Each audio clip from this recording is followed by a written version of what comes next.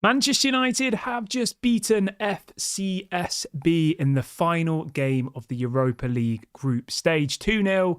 What a second half performance. Absolutely phenomenal game from MAINOO and GARNACHO. But before we get into the full match reaction, please do me a small favour. Make sure to subscribe to the channel if this is your first time watching, and be sure to like the video as well.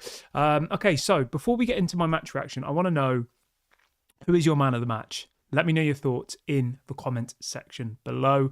I'm going to start off, I'm going to say it's got to be Garnacho for me. He completely changed that game. I think something's happened in the last couple of weeks with Garnacho and Amorim, and he suddenly just seems to understand what Amorim wants from him. I think when Amorim first joined, for some reason, it didn't really work. I don't know why. He didn't get much game time. I myself said that I didn't think he suited the system because it just didn't look like he did. But something's happened, and we see lots and lots of reports coming out in the media suggesting that, that Garnacho's been trying desperately to try and fit into the system and to try and adapt his game. And it is working, because today, I know we were playing a weak opponent, so I'm not going to get too excited, but I thought he was absolutely phenomenal. And I also loved as well Kobbie Mainoo in the advanced number 10 role. I thought he was absolutely phenomenal today. He should have scored in the first half. He obviously got his goal in the second half. He got an assist. So those are my two kind of man of the matches. I can't just pick one. I'm going with Garnacho and Kobbie Mainoo. But yeah, in relation to today's game, first half was absolutely woeful, terrible, awful, like watching paint dry. You get the picture. Anybody who watched that game knows how bad the first half was. It was painful. Arguably we didn't need to win, did we? So a draw would have been fine. But from an entertainment perspective, that first 45 minutes was absolutely appalling. But let's try and be positive here, because the second half was completely different. The second half, Ruben Amorim made some substitutions, which I really, really like. That was something that Erik ten Hag got criticised about a lot, was his ability to make last-minute substitutions, early substitutions.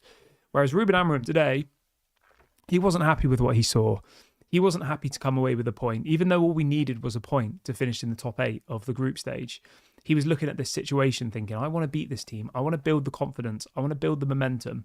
He sends on Ahmad, he sends on Garnacho, and the game changed. And we can kind of see now what we need to do going forward. As I said, I'm not going to get too excited. I do appreciate that they are a lesser team. You know, their budget, I think, is like 1% of what Manchester United is, or something mental I heard earlier. But in the grand scheme of things, that is now 3 wins in a row. It is 5 wins out of the last 6 games, which is decent. You know, you can't really complain. We've only lost 1 game in the last 6, and we've won all 5 of the others.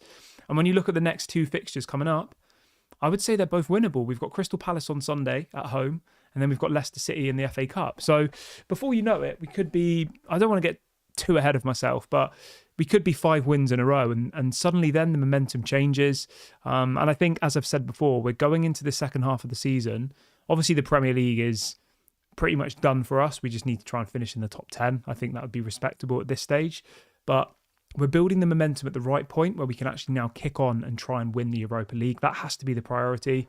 And to be honest, the most important thing, takeaway point from today, is that we won't have to play this extra knockout round. So for anybody who's unaware, if you finish in the top 8, you go straight through to the round of 16. So we will have 2 whole weeks where we'll only have 1 game in a week, which is absolutely amazing, because that means that Ruben Amorim will have probably, I would say, 4 or 5 training sessions each of those weeks now. Whereas if we'd have had to play this knockout round, we'd have had a game on the Thursday.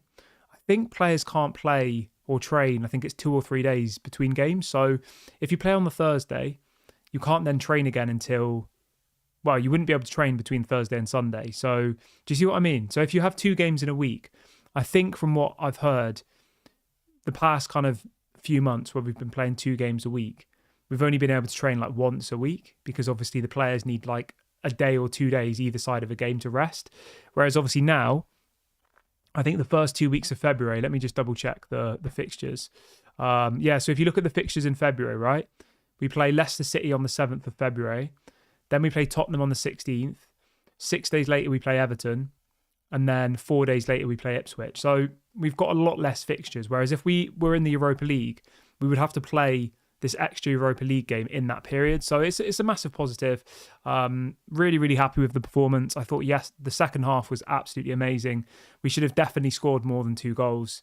There was maybe 4 or 5 clear chances for today, and we didn't score them.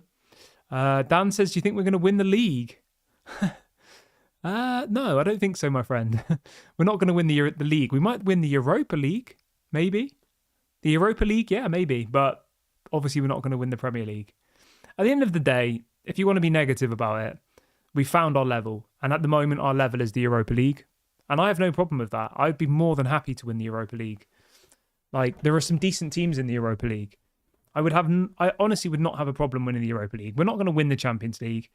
Imagine if we were in the Champions League now, it would be absolutely embarrassing.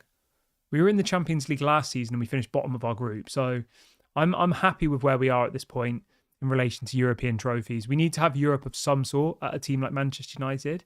But if it is the Europa League, so be it. We are where we deserve to be. But yeah, I'd love to know what you guys think of today's game. We're going to run through the players really, really quickly and kind of give our ratings and all the rest of it. So we'll start off with the goalkeeper. Didn't really have much to do. I thought he was fine. Give him a 6.5 for Bayern. Thought he was decent, no problems. In relation to the rest of the team, right, Martinez I thought was very good. I'll give him a 7. De Ligt a 7. Mazraoui a 7. Bruno Fernandes, 7. Toby Collier I thought was really, really good. Apparently he came off because of an injury to his shoulder, so hopefully he's okay. I give him a 7. Malacia, I mean, I've never rated Malacia, to be honest. I don't rate him at all. Even before he got injured, I thought he was average. And again, today, to me, he just looks average. So I'm going to give him a 5. Dalot, I thought was all right. 6. Ericsson, I thought did well. Considering he doesn't play much football these days, I thought he did quite well. I'll give him a 6.5. MAINOO, I'm going to give an 8. I thought he was absolutely phenomenal today. He should have scored in the first half. He should have probably had 2 or 3 goals tonight. But he did end up with a goal and an assist, and very, very much deserved. And I would love to see MAINOO playing further up the pitch going forward, because I think it suits his attributes perfectly. I think he is better in a more attacking area. So hopefully we see that from Ruben Amorim going forward. Rasmus Højlund, I don't know. He had a good chance and he missed, didn't he? His link-up play was a little bit better tonight, to be fair. I'll give him a 6. I don't think he was awful. In relation to the substitutions, I thought Garnacho was absolutely phenomenal tonight. I'll give him a 9. Diallo, Ahmad, I'd probably give an 8. Lenny Yoro, 7. I mean, he didn't really have to do too much. I thought he was solid. Casemiro just looks off it still, doesn't he? He looks like he's ready to retire. He's kind of walking around the pitch. He looks tired.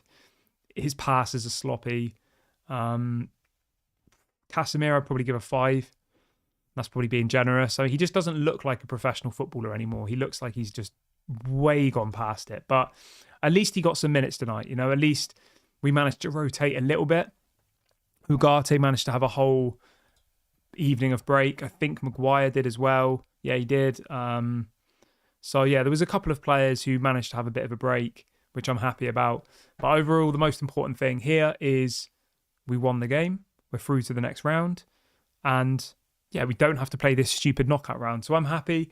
I'm going to wrap the video up here, guys. Thank you very much for watching. I will be back live tomorrow as normal. Manchester United have won 3 wins in a row. 5 wins in the last 6. Let's all put a smile on our faces. Have a good evening, everybody. Don't forget to drop a like before you leave. Subscribe to the channel if you're new. This has been Daily Red Devil. I'll speak to you all tomorrow morning. Bye for now.